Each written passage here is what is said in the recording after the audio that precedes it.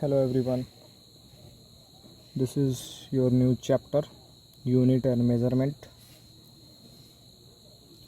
Hope आप लोगों ने पिछला जो फिजिक्स वर्ल्ड है उसको अच्छे से कवर कर लिया होगा, टेस्ट लगा लिए होंगे और उसका एनालिसिस कर लिए होंगे। अब हम बात करते हैं यूनिट एंड मेज़रमेंट का। देखो, यूनिट एंड मेज़रमेंट में कौन से टॉपिक है उसको पहले डिस्कस कर लेते हैं। उसके बाद इसका वेटेज चेक कर लेते हैं, नीट में, जेईई मेंस में और इवन बोर्ड में। तो इसमें टॉपिक्स हैं, पहले हम टॉपिक्स की बात कर लेते हैं। देखिए, पहला टॉपिक है सिस्टम ऑफ यूनिट। दूसरा टॉपिक है आपका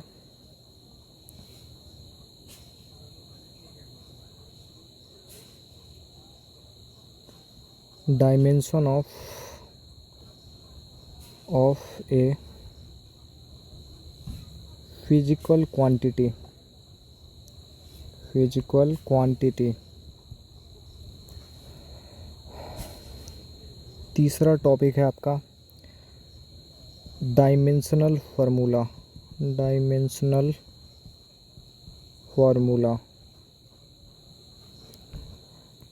चौथी टॉपिक है आपका यूज ऑफ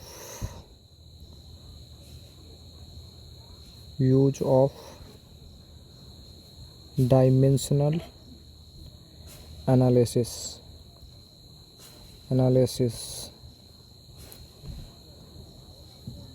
पांचवा टॉपिक है आपका significant figure.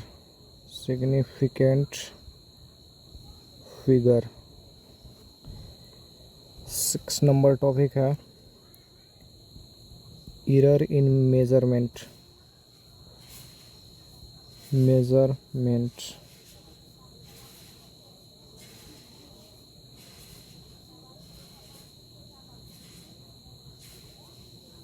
Error in measurement. 7 number आपका टॉपिक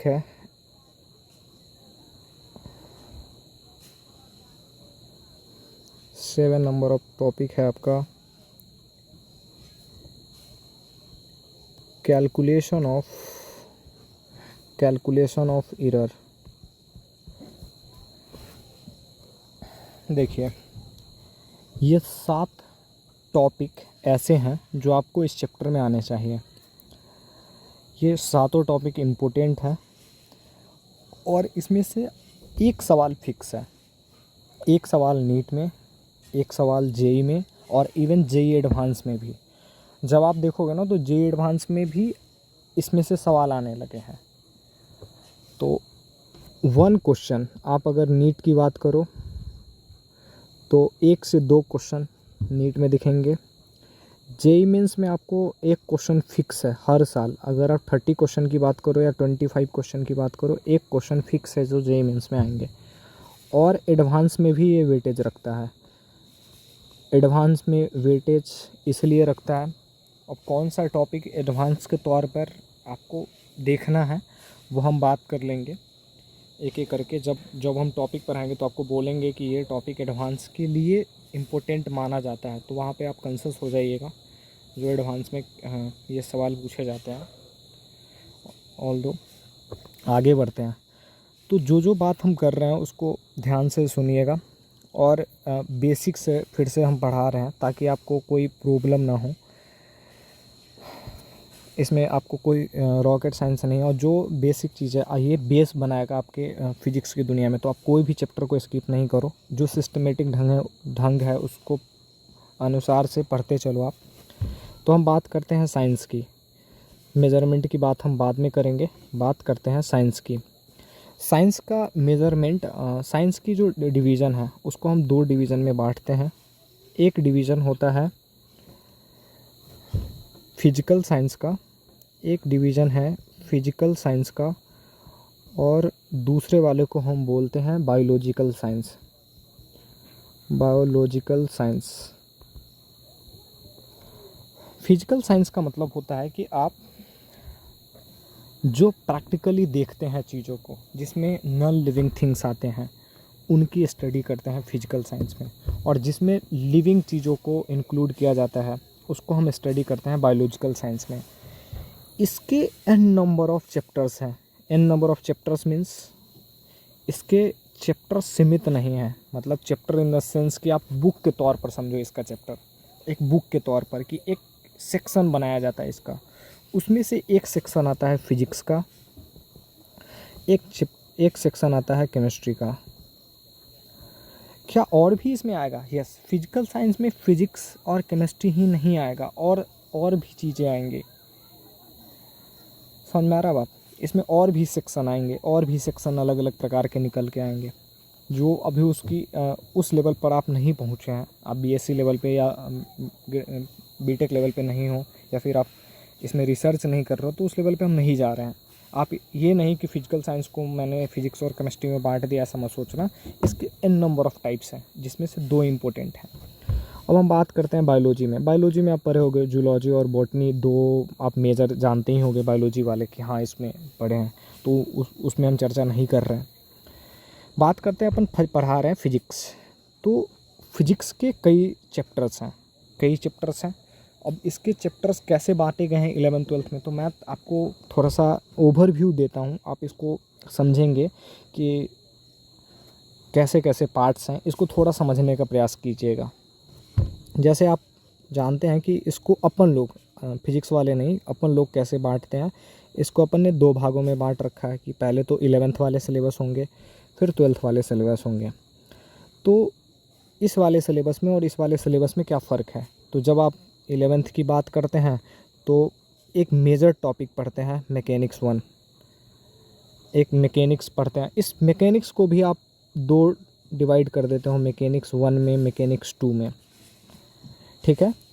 उसके बाद इसमें आता है थर्मोडायनेमिक्स, एक थर्मो का पार्ट एक एक्स्ट्रा में अलग कर देते हो आप। मैकेनिक्स 1 मैकेनिक्स 2 के अलावा एक थर्मोडायनेमिक्स का पार्ट इसमें अलग कर देते हो, और बोलते हो कि थर्मो वाली पार्ट को हम, टेम्परेचर वाली चीज़ों को हम, जो चेंजेस होते हैं उसको अलग ढंग से पढ़ेंगे। ये सिर्फ 11th की चर्चा होती है। हम ये 2 सेक्शन को डील कर रहे होते हैं 11th में। 12th में क्या डील कर रहे होते हैं? 12th में डील कर रहे होते हैं इलेक्ट्रोमैग्नेटिज्म। ये चैप्टर नहीं है, ये कई सारे चैप्टरों का संग्रह है, मतलब बहुत सारे चैप्टर मिलके इलेक्ट्रोमैग्नेटिज्म। आप जो 6 महीने पढ़ने वाले हो सिर्फ इलेक्ट्रोमैग्नेटिज्म पढ़ोगे 12th में। स्टार्टिंग के जो चैप्टर्स हैं, स्टार्टिंग के 5-6 चैप्टर हैं, वो सब इलेक्ट्रोमैग्नेटिज्म में आते हैं। उसके बाद आप उसके अगला चैप्टर है, तो आप जानते हो ऑप्टिक्स, नाम सुना होगा आपने, क्लास 10th में पढ़ा होगा ऑप्टिक्स। ये लगभग 2 महीने तक आप लगभग पढ़ोगे। इसको भी हम लोग 2 सेक्शन में डिवाइड करते हैं, ऑप्टिक्स 1, ऑप्टिक्स 2। फिर हम बात करते हैं मॉडर्न फिजिक्स का। मॉडर्न फिजिक्स में हम क्या करेंगे, केमिस्ट्री की थोड़ी सी बात करेंगे, और फिजिक्स का मतलब रिलेशन होगा। हम नए नए इनोवेशन आइडिया को ढूंढ करके हम दैनिक जीवन में उपयोग करेंगे, इसको बोलते हैं मॉडर्न फिजिक्स। तो ये 11th-12th के आपके सेक्शन हैं जो हम लोगों को पढ़ने हैं। अच्छा, इसमें से यूनिट एंड मेज़रमेंट क्या आता है? ये फिजिक्स का कोई कैलकुलेट, मतलब ये आप समझो कि यूनिट एंड मेज़रमेंट फिजिक्स का एक पार्ट नहीं है। इसको एक जनरल वे में पढ़ो कि हाँ, मुझे यूनिट एंड मेज़रमेंट, नाम में ही है कि यूनिट और मेज़रमेंट, मुझे कोई भी चीज़ को पढ़ने के लिए हमको मेज़रमेंट आना चाहिए कि उसको हम कैसे मेज़र करेंगे, उसको कैसे डील करेंगे, उसको कैसे कितने यूनिट में मेज़र कर सकते हैं, कैसे कैसे मेज़र कर सकते हैं, क्या एरर आ सकती है। तो ये एक चैप्टर जो बनाया गया फिजिक्स में, सबसे पहले आपको ये पता होना चाहिए कि हाँ, फिजिक्स में भी एरर हो सकता है, कैलकुलेशन में भी एरर हो सकता है, हमारे दिमाग में सोचने के तरीका में भी एरर हो सकता है। तो फिजिक्स हर वो चीज़ को कैलकुलेट करके बताएगा जो आप सोच सकते हैं। क्लियर है बातें? तो यहाँ से आपका स्टार्ट होता है यूनिट एंड मेजरमेंट। अब हम चैप्टर का बात करेंगे यूनिट एंड मेजरमेंट का। तो यूनिट एंड मेजरमेंट कोई एक चैप्टर तो नहीं है फिजिक्स का, लेकिन फिजिक्स में यूज होता है कि आप फिजिक्स का कैलकुलेशन कैसे करोगे, किसी चीज़ को कैसे मेजर करोगे। तो हम इसकी चर्चा करेंगे इसमें। क्लियर है बातें? समझ में आ रहा बात? तो हम ओवरऑल डिटेल में नहीं जा रहे हैं, आप लोगों ने साइंस का डिफिनीसन पढ़ा होगा। हम थोड़ा यहाँ से फिजिक्स का डिफिनीसन से स्टार्ट करते हैं, क्योंकि आपने साइंस का डिफिनीसन पढ़ा होगा कि एक एक्सपेरिमेंटल चीज़ों को हम लोग क्या करते हैं कि अपनाते हैं दैनिक जीवन में, उससे नॉलेज गेन करते हैं। तो मैं उस वे में डिफिनीसन के वे में नहीं जा रहा हूँ। अपन को टाइम कम है और पढ़ना ज़्यादा है, तो हम फोकस करते हैं उन बातों के ऊपर, एक एक जो इम्पोर्टेंट टॉपिक है हमारे लिए, जो काम की चीज़ें हैं, टाइम को ना बर्बाद करते हुए। तो देखो, सबसे पहले डिफिनीसन लिखते हैं फिजिक्स का, क्योंकि फिजिक्स पढ़ रहे हैं तो फिजिक्स का तो डिफिनीसन लिखेंगे ही। तो फिजिक्स को डिफ़ाइन कैसे करते हैं? तो physics is the study of basics law. आप समझिएगा, जो physics is a study of basic laws of nature. आपने कितने नेचर में लॉ पढ़े हो? फिजिक्स वर्ल्ड में आपने नेचर लॉ की बात किया था, नेचर ऑफ लॉ की बात किया था, याद है? यस। तो वो सारे लॉ को स्टडी करते हैं, and their application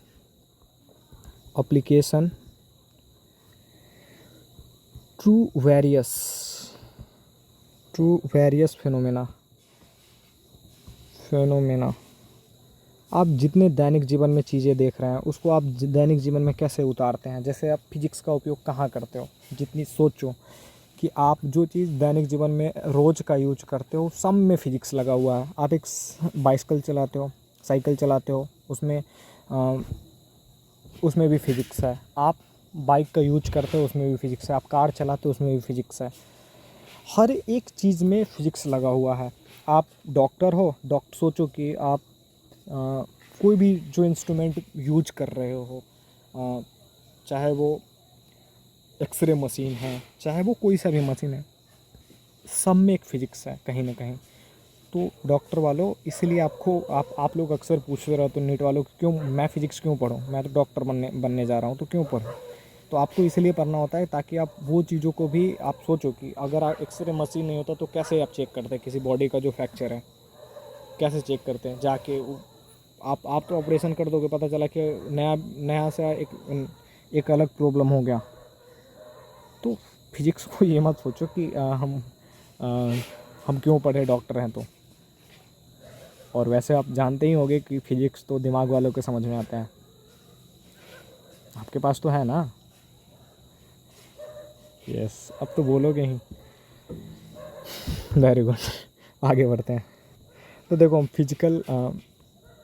physical quantity की बात करते हैं। फिजिकल क्वांटिटी क्या होता है वो समझते हैं।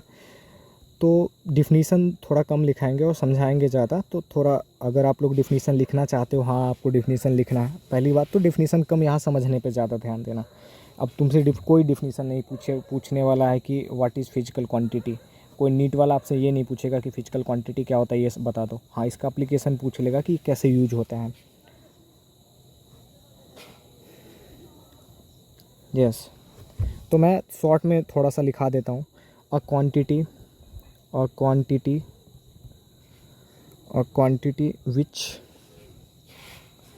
which can measured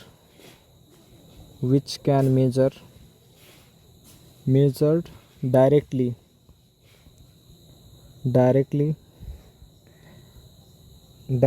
and indirectly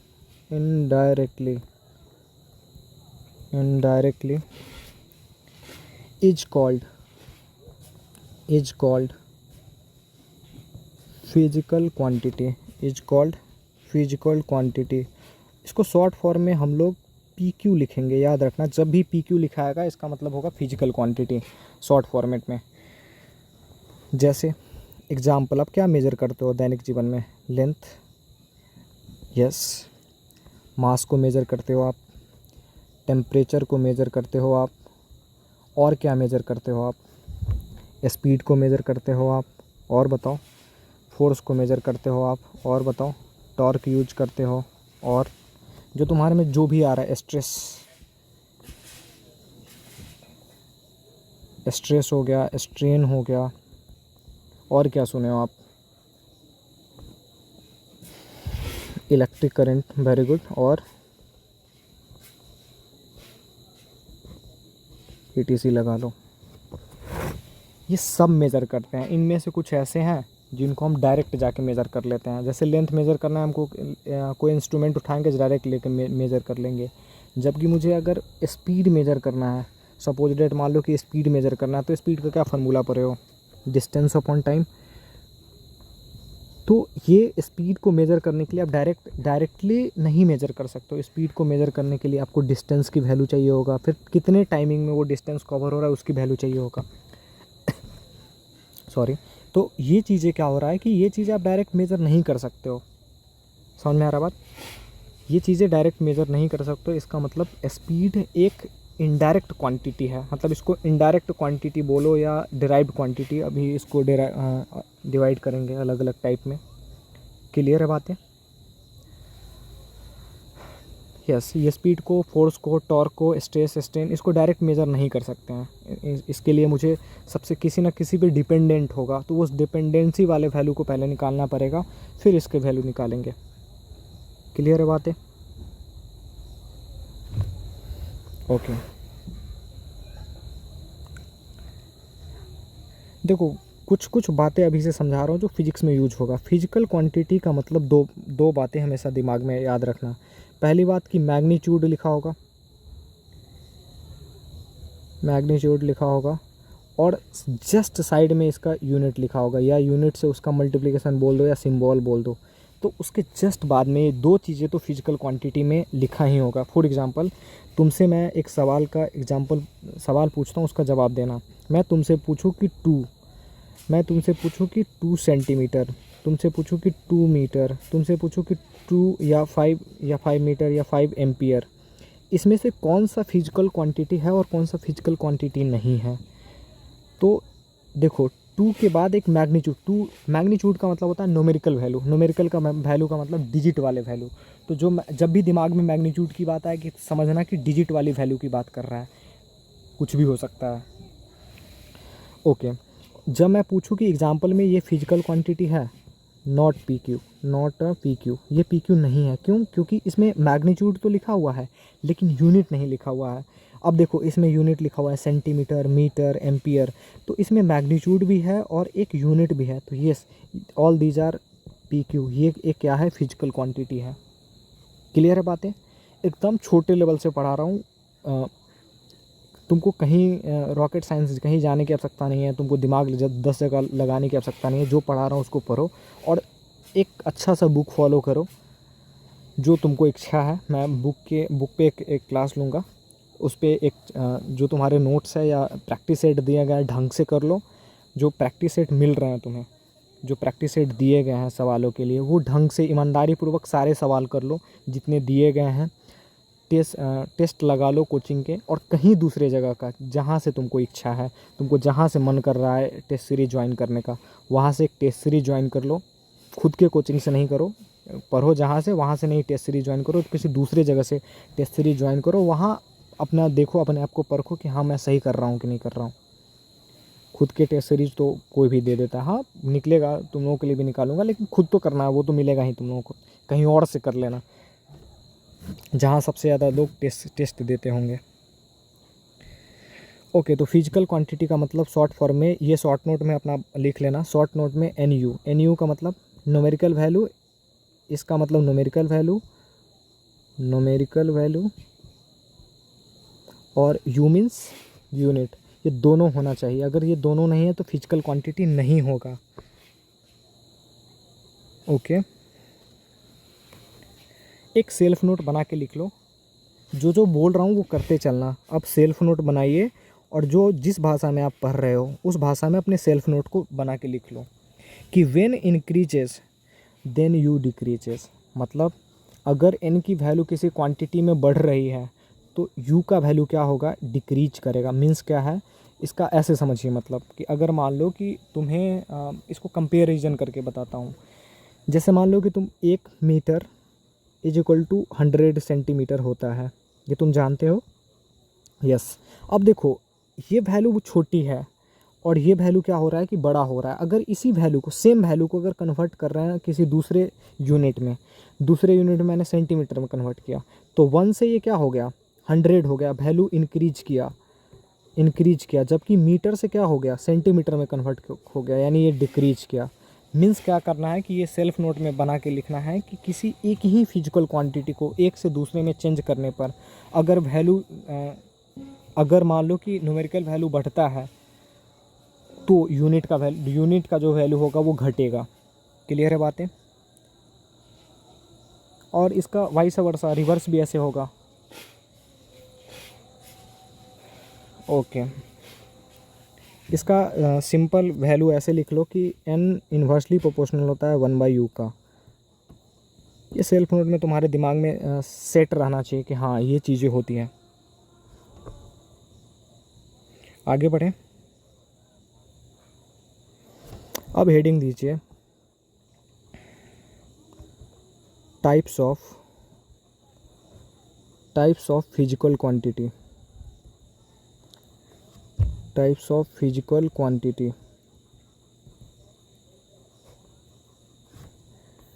पहला इसका टाइप है स्केलर एंड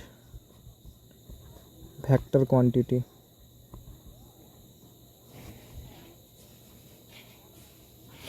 इस बांटने का तरीका है कि फिजिकल क्वांटिटी को आप कैसे कैसे डिवाइड करोगे।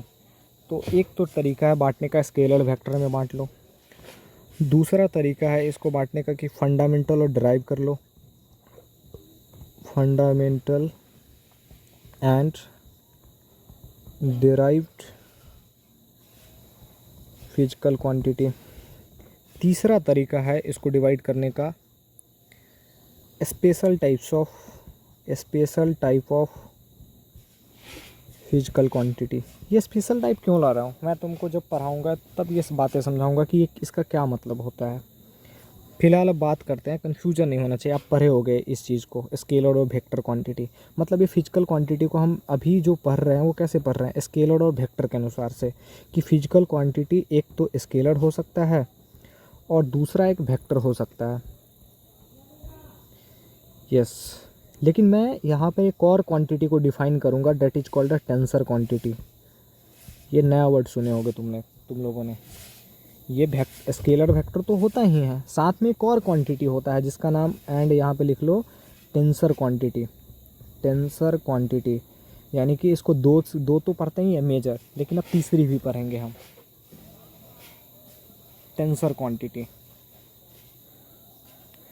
ये कौन सा क्वांटिटी होता है, पढ़ोगे। आगे बढ़े। देखिए स्केलर क्वांटिटी क्या होता है, अपन को समझाइए क्या मीनिंग होता है स्केलर क्वांटिटी का।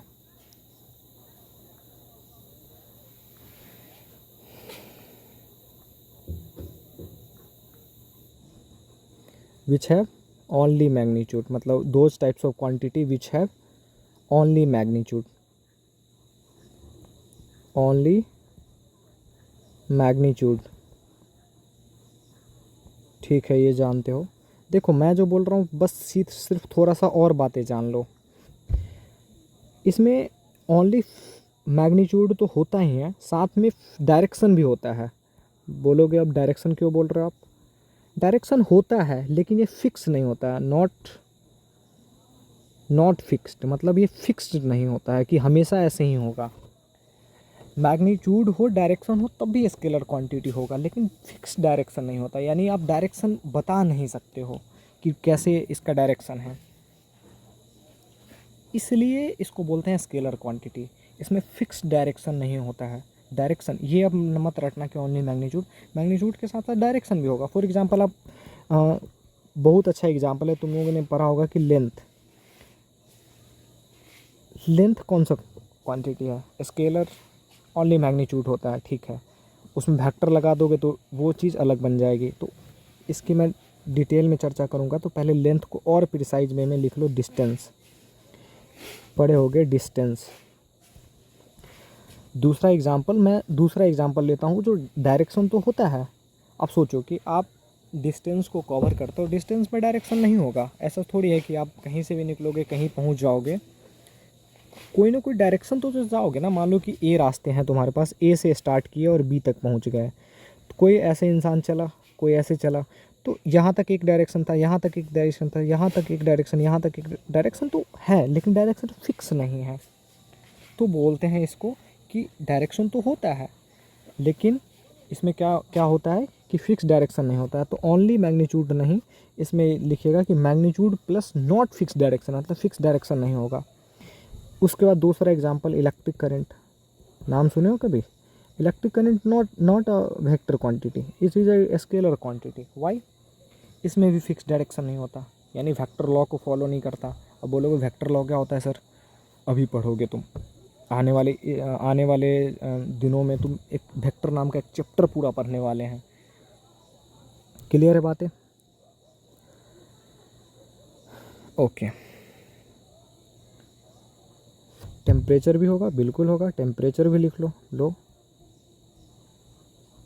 ETC लगा लो, और जो इच्छा है लिख लो। तुम्हारे दिमाग में और कुछ चल रहा है जो लगता है कि इसमें डायरेक्शन फिक्स नहीं है, वो लिख लो तुम। नेक्स्ट बात करते हैं वेक्टर क्वांटिटी का। देखो, वेक्टर क्वांटिटी के लिए मैं पूरा एक चैप्टर पढ़ाऊंगा जिसका नाम है वेक्टर, और जस्ट यूनिट एंड मेजरमेंट के बाद वो चैप्टर पढ़ाऊंगा वेक्टर।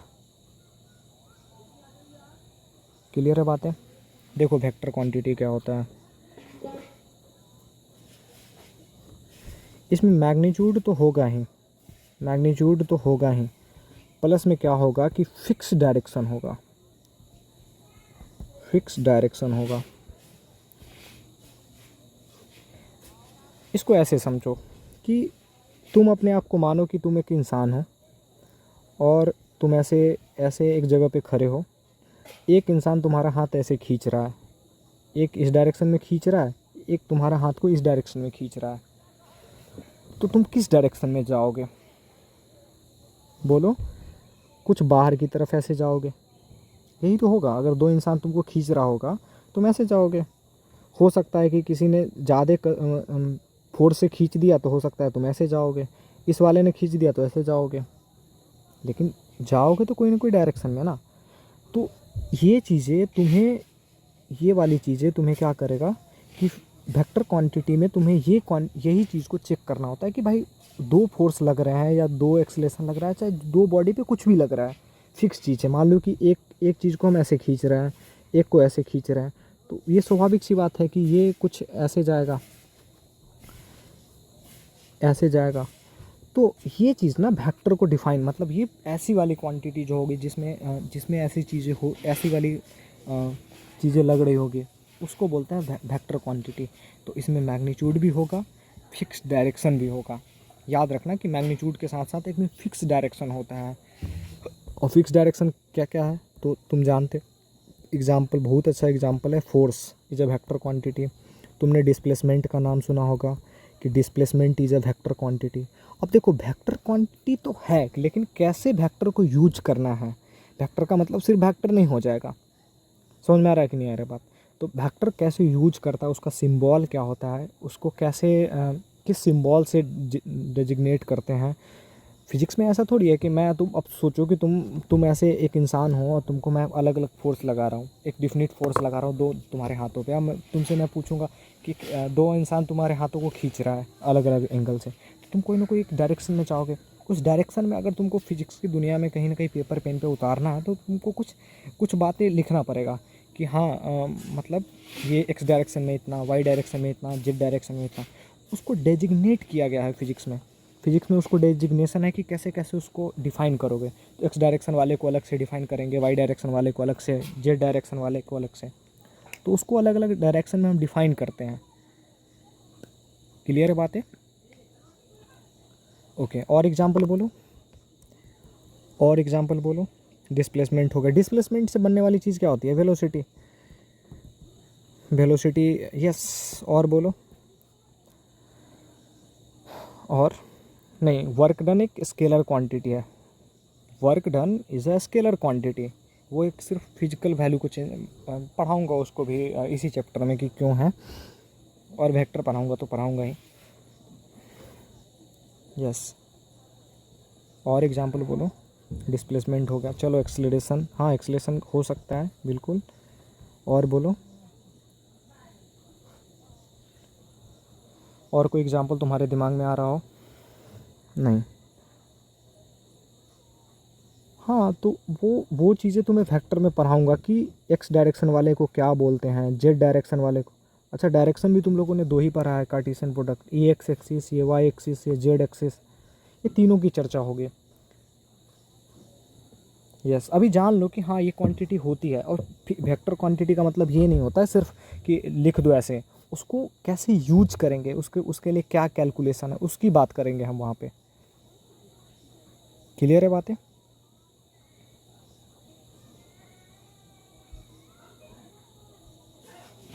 ओके, आगे बढ़ते हैं।